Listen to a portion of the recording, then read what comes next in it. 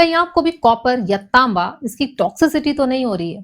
क्योंकि कोई भी चीज़ अगर आपकी बॉडी में राइट अमाउंट में नहीं जाती है, ज़्यादा उसकी एक्सेस हो जाती है, तो कितनी भी अच्छी वो चीज़ क्यों ना हो, आपकी बॉडी में कहीं न कहीं उसकी टॉक्सिसिटी हो जाती है या उसका कुछ नेगेटिव इफ़ेक्ट होने लग जाता है। तांबा शायद ही कोई ऐसा घर होगा हिंदुस्तान में स्पेशली अगर मैं बात करूँ, तो हमारे भारत देश के हर घर में कोई ना कोई व्यक्ति या तो तांबे की गिलास उपयोग करता है या तांबे का जग उपयोग करता है। तो किसी न किसी फ़ॉर्म में वो तांबा ज़रूर उपयोग करता है और उसका पानी पीता है। और वैसे बॉडी के लिए बहुत अच्छा है, बहुत सारी चीज़ों के लिए इम्पोर्टेंट भी है। लेकिन अगर इसका मॉडरेशन में उपयोग ना किया जाए या बहुत ज़्यादा इसका अमाउंट यूज़ किया जाए, तो यही टॉक्सिक इफ़ेक्ट भी आपकी बॉडी को दे सकता है। इसको समझना भी ज़रूरी है। Hi my name is doctor Jayati Mishra and welcome to the channel.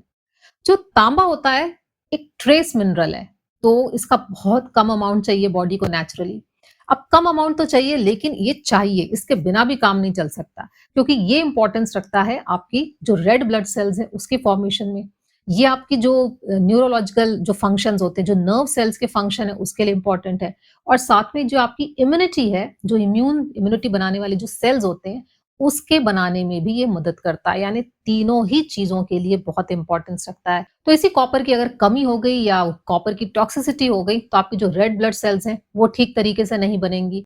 जो नर्व सेल्स हैं, वो ठीक ठीक तरीके से काम नहीं करेंगी। जो आपकी इम्यूनिटी है, वो उसमें बहुत ज़्यादा फ़र्क पड़ेगा। कॉपर बॉडी में आयरन का एब्ज़ॉर्प्शन भी कराता है। तो जिन लोगों को आयरन डेफिशिएंसी एनीमिया हो, उन लोगों में हो सकता है कॉपर की भी डेफिशिएंसी हो। लेकिन अगर कॉपर की टॉक्सिसिटी हो जाए यानी उसका बहुत ज़्यादा अमाउंट अगर आपकी बॉडी में जाने लगे, तब भी ऐसे लोगों में अनीमिया होने लग जाता है। इसलिए आयरन और कॉपर दोनों बैलेंस्ड अमाउंट में बॉडी में होना ज़रूरी है। यानी ये तीनों ही फंक्शन के लिए बहुत ज़्यादा इम्पोर्टेंट है। कॉपर की टॉक्सिसिटी से क्या होता है? चूँकि कॉपर आपके ब्लड वेसल्स बनाने से लेकर डीएनए बनाने तक सब चीज़ों के लिए इम्पोर्टेंट है, तो बॉडी में इसका वैसे बहुत टाइट रेगुलेशन होता है। यानी जब भी कॉपर की बॉडी में डेफिशिएंसी होती है, ये इंटेस्टाइन से आपकी आंतों से इसको एब्ज़ॉर्प्शन बढ़ा देती है बॉडी और जब भी एक्सेस अमाउंट होता है, तो आपके स्टूल और यूरिन के थ्रू इसको बाहर निकालती है। तो इसकी टॉक्सिसिटी तभी होगी जब आप बहुत ज़्यादा एक्सेस अमाउंट में लेंगे या गलत तरीके से इसको कंज़्यूम करेंगे। तो एक तो ये बॉडी में एक्यूमुलेट होता है क्योंकि नेचुरली ये हेवी मेटल होता है। इनिशियल स्टेज में अगर आपने बहुत ज़्यादा अमाउंट में कंज़्यूम कर लिया, पहले तो क्योंकि आपने कंज़्यूम किया नेचुरली आपके पेट के थ्रू ही कोई चीज़ आप खाते-पीते हैं, तो सबसे पहले आपको पेट रिलेटेड इश्यूज़ ही आते हैं। तो आपको नौसिया हो सकता है, वॉमिटिंग हो सकती है, आपको पेट में डिस्कम्फर्ट लग सकता है, डायरिया भी हो सकता है। या आपको मुँह में मेटालिक टेस्ट आए, इस तरीके से आप इसको समझ सकते हैं कि एक मुँह में एक कुछ मेटालिक टेस्ट सा आपका डेवलप हो रहा है और आप अगर ऐसा कोई पानी कंज़्यूम करते हैं, तो आप सस्पेक्ट कर सकते हैं कि हो सकता है ये कॉपर के एक्सेस अमाउंट के कारण हो रहा है। लेकिन अगर आपने इसको तब भी इसका सिम्पटम्स आपको समझ में नहीं आए या फिर इसका जो एक्सेस अमाउंट है, ये एक लंबे समय तक आप लेते रहे, तो ये काफ़ी ज़्यादा टॉक्सिक हो सकता है आपकी लिवर के लिए, यानी लिवर को डैमेज कर सकता है। तो आपको जॉन्डिस जैसे सिम्पटम्स भी दिख सकते हैं। किडनी को डैमेज कर सकता है और आपकी जो नर्व सेल्स हैं, उसको डैमेज कर सकता है, यानी न्यूरोलॉजिकल आपके जो डिसऑर्डर्स हैं, वो भी ये क्रिएट कर सकता है कॉपर। तो अक्सर हम गलतियाँ क्या करते हैं कॉपर का पानी पीते समय? सबसे पहले तो लोग बॉटल्स यूज़ करते हैं और बॉटल्स को क्लीन करना ज़रा मुश्किल होता है, तो बॉटल्स के अंदर की अगर गंदगी जमी हुई है, जो कि एक लेयरिंग हो जाती है, ऑक्सीडेशन की एक लेयर जम जाती है। उस लेयर में बहुत सारे बैक्टीरिया भी रहते हैं, हार्मफुल मटेरियल भी रहता है, तो उस चीज़ को अगर आप बार-बार कंज़्यूम कर रहे हैं बिना वॉश किए, ये अपने आप में एक बहुत बड़ा हेल्थ हैज़ार्ड है। तो आपको पहले तो बहुत अच्छे से क्लीन करना है उसको, तो अवॉइड किया करिए आप कॉपर की बॉटल्स को।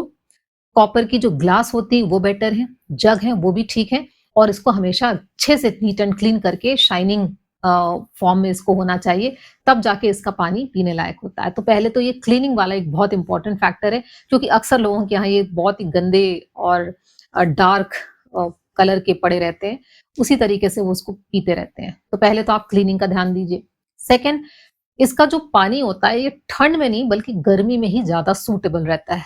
तो आपको जो समर का जो सीज़न है उसमें ही इसको कंज़्यूम करना चाहिए, ठंडियों में इसको पीना अवॉइड करना चाहिए। और इस बात का हमेशा ध्यान रखिए कि कभी भी इसमें गर्म पानी नहीं डालना चाहिए या फिर इसमें कोई एसिडिक जैसे आप नींबू डालकर आप पानी पी रहे हैं, ये नहीं करना चाहिए।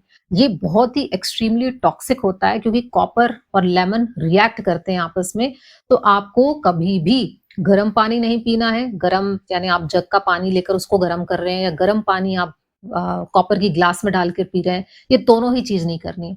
और साथ में आप नींबू वगैरह डालकर पीते हो तो आप कॉपर का उपयोग मत करिए, ना उसका पानी का, ना ऐसे जग का, ना ऐसी ग्लास का। आप नॉर्मल पानी में डालकर इसको पी सकते हैं। तो कभी भी कोई भी एसिडिक सब्सटेंस, कोई एसिडिक कुछ और भी अगर आप पीते होंगे, कोई भी शरबत पी रहे हैं या कुछ और पी रहे हैं जहाँ पर कुछ थोड़ा-मोड़ा कुछ एसिडिक सब्सटेंस है, तो कॉपर का बर्तन उपयोग नहीं करना चाहिए। ये जितने भी एसिडिक सब्सटेंस हैं जो कॉपर आयन को तेज़ी से रिलीज़ करवाते हैं।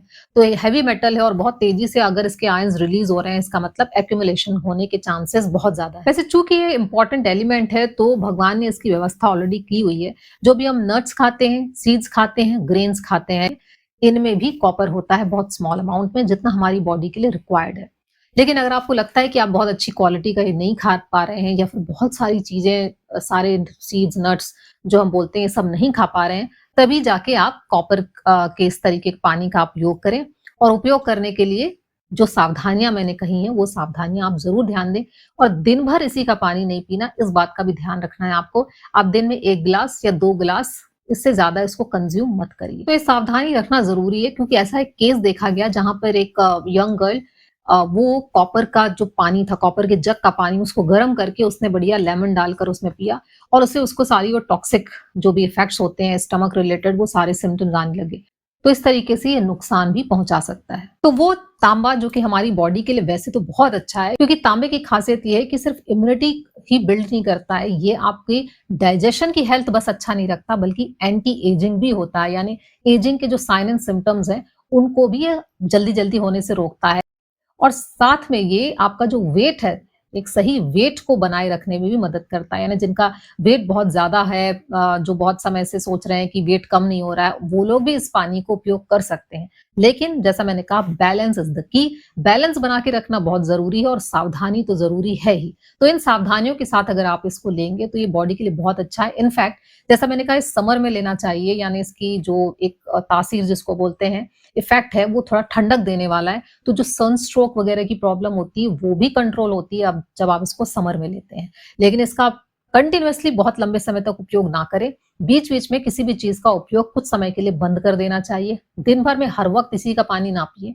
1-2 बार आप इसका पानी पिएँ और बाकी समय आप नॉर्मल पानी पीजिए और इसके साथ किसी चीज़ को मिक्स नहीं करना है। रूम टेम्परेचर पर ही इसको पीना है। साफ-सुथरा, क्लीन रखना है जो भी मटेरियल आप यूज़ करें, जो भी कंटेनर आप यूज़ करें उसको और चेक कर लें कि वो प्योर कॉपर है कि नहीं, कहीं कोई मिक्स मटेरियल तो नहीं है। तो इन सारी सावधानियों के साथ फिर कॉपर आपके लिए बहुत अच्छा एक बूँद की तरह काम करेगा। तो दूसरों के साथ भी इसको शेयर करिए। अपना ख्याल रखिए and see you in the next video. Bye bye, take care.